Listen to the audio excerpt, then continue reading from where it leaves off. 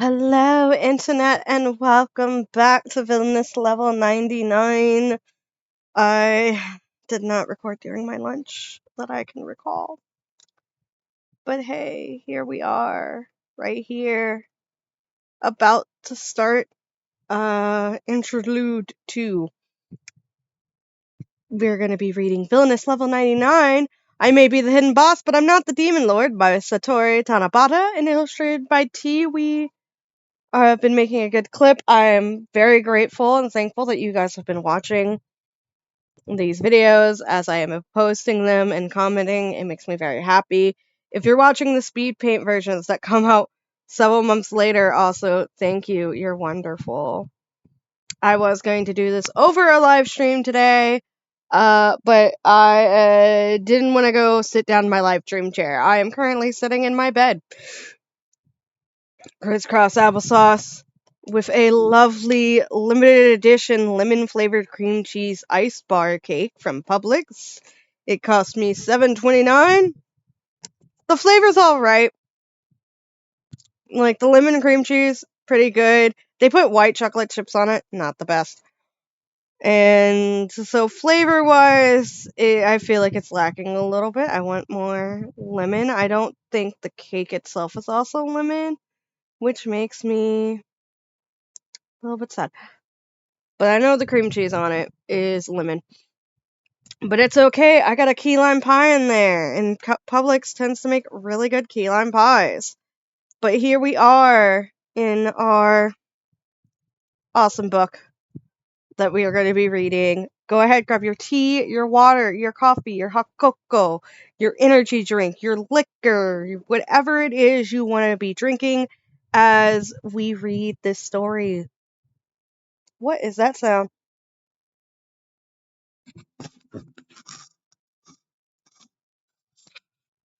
Oh, I think that's a plane. It just sounded so close. Just kind of scared me. But here we are with our book, and we're gonna go.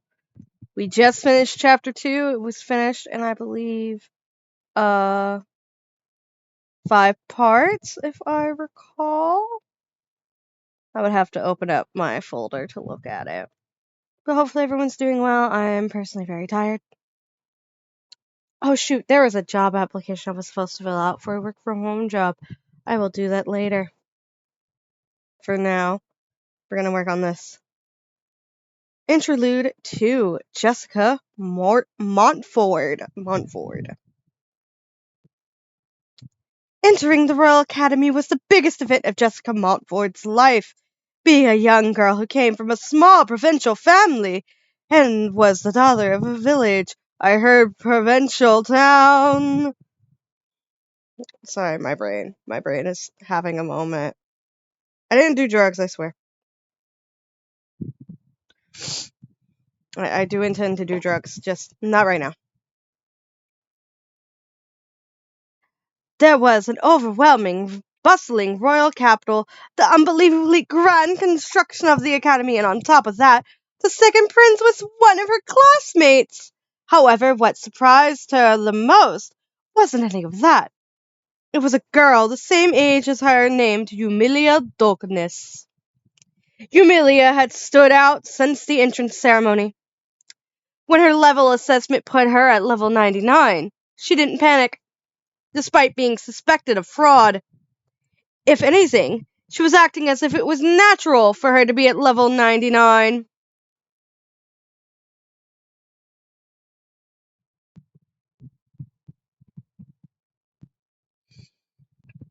It wasn't until the first day of classes that Jessica was truly afraid of Eumelia.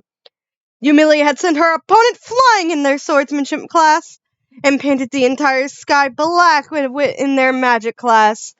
There probably wasn't a single student who didn't feel fear after witnessing the giant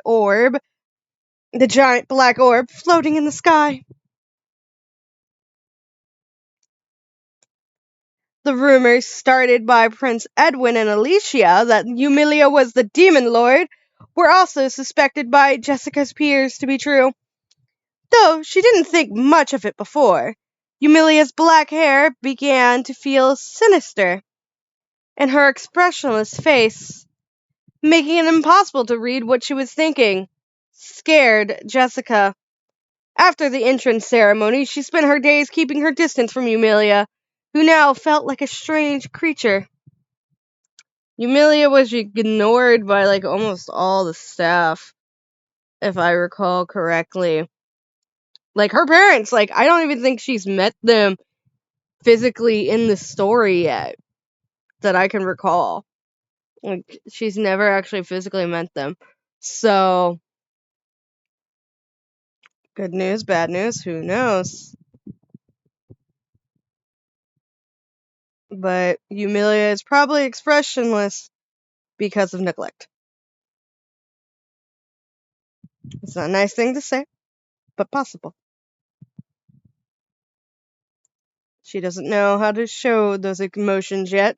Hopefully she will learn. We will see. We got a smile last episode, so we will see.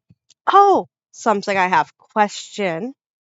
Would y'all like me, because I am reading some of these chapters in parts, would y'all like me to do a compilation video once I get to a certain part of the book? Or if I ever finish the whole book, would you like a compilation video of the whole series?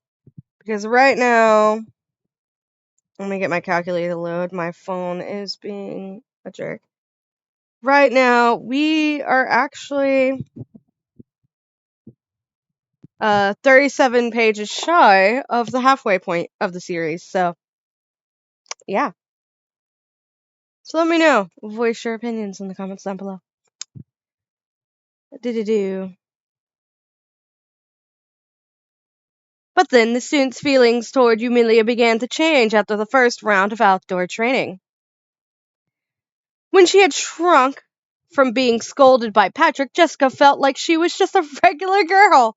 Though she was court, Eumelia would properly respond when spoken to and didn't use her strength blindly. Jessica started to wonder if maybe she wasn't such a scary person after all. But the first term passed without the fear in her heart ever completely disappearing, and she returned home for the summer break. After the first day of school following summer break, female students of provincial families gathered in a first-year classroom. The girls who were detached from issues like the Centralist faction wars were simply happy to be reuniting with their friends. Jessica was there as well. During long breaks, provincial aristocrats were allowed to return to their homes, but there were many who chose to stay due to the distance or cost of returning. Eumelia and Patrick were two of those who stayed behind. Having just returned to the royal capital, the girls began to catch up on their summers. It's been a while, but I guess only half of us went home.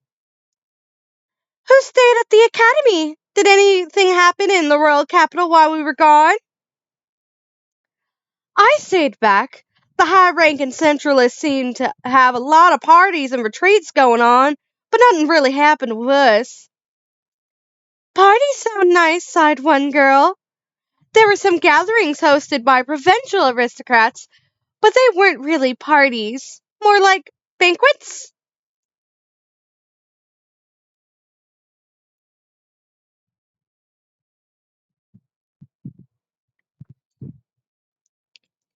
The glitz and glamour of the royal capital seemed to be out of reach for the provincial girls. Several of them sighed deeply.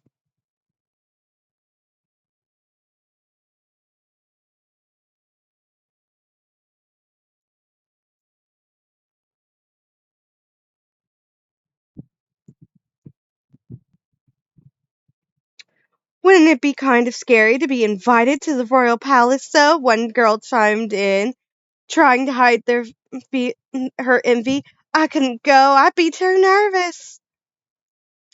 Oh, I heard that Alicia was invited by His Highness. What? No way! Isn't she a commoner? Jessica The other girls present weren't at all discriminatory towards commoners, but they didn't think very well of Alicia, who was only close with a member of the royal family and sons of powerful nobles, and no one else. Their unladylike conversation continued.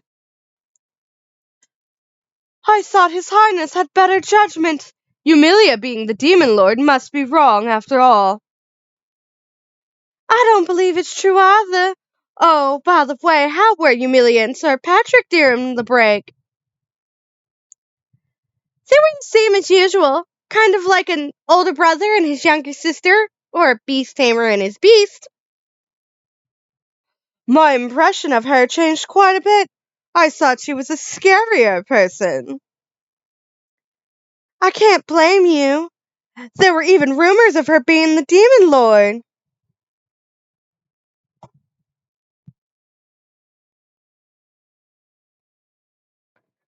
Aren't there some people who still believe that? There were surprisingly only a few students who still believed the rumor that Eumelia was the demon lord. However, many students still kept their distance from her because they were afraid of angering her, knowing that she certainly had above average combat skills. She might actually be just a normal person. Isn't it still scary to try and talk to her, though? Logically, Jessica knew that Eumelia wasn't a terrifying person, but she couldn't get rid of the instinctual fear she had towards her. On another note, a monster appeared near my house during my break. I was able to take it down. The same thing happened to me. I came home at a higher level than my brother. The provincial girls were quite fond of Eumelia's level grinding methods. Though there was some risk to it, they were able to participate in battle without any worries. Thanks to Patrick's command, slightly scary and hard to approach, but not a bad person.